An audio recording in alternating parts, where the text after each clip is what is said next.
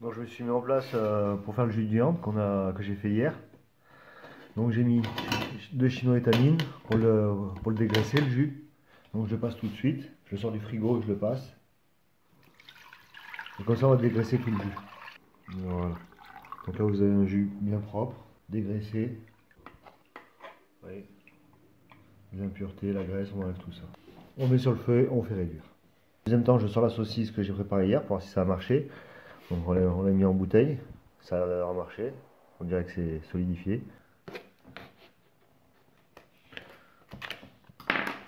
On va, voyons voir si ça a marché. Ça fait bizarre, je m'attendais pas à ça en fait. J'espère que la gélatine n'a pas tout coulé au fond.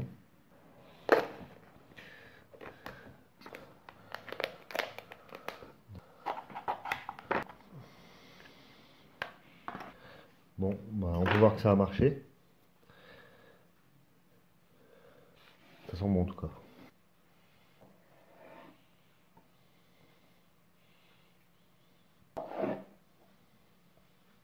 Franchement, c'est bon. On va essayer de la démouler. Et voilà. Techniquement, ça va coûter combien? Bah, 3-4 cuisses de poulet, par carotte, j'ai mis du poireau surgelé. Et on a combien de grammes de viande, on va le peser. Au final, on a 850 grammes. 850 grammes de préparation. En bas de la saucisse que je viens de faire.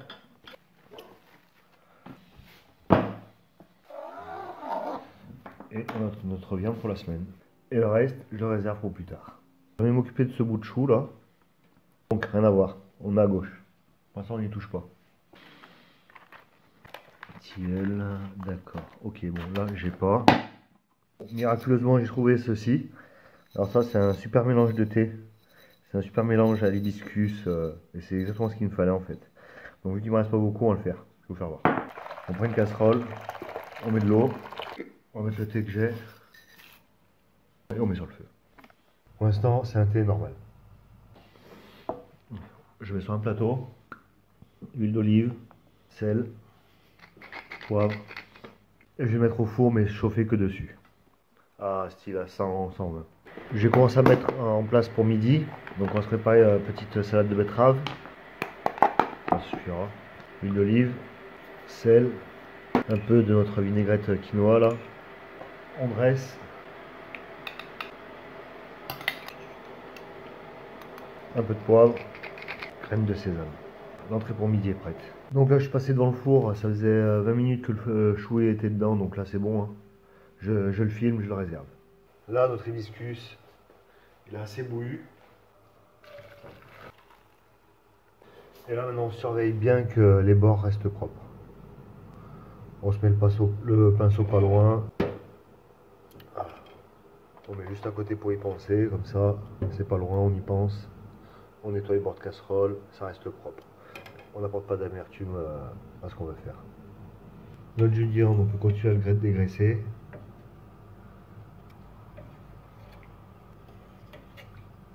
On a toujours enlevé.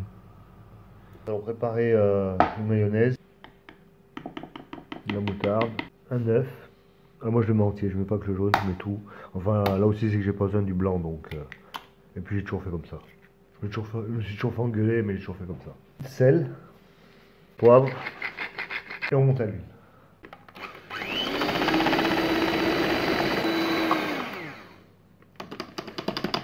Donc ça c'est prêt, on réserve. J'ai pris ma saucisse de volaille que j'ai fait. J'ai fait ceci. Donc c'est la pâte à pain mélangée avec de l'origan, de l'emmental et de l'ail. Fait cuire à la poêle. On essaie de la trancher bien fin.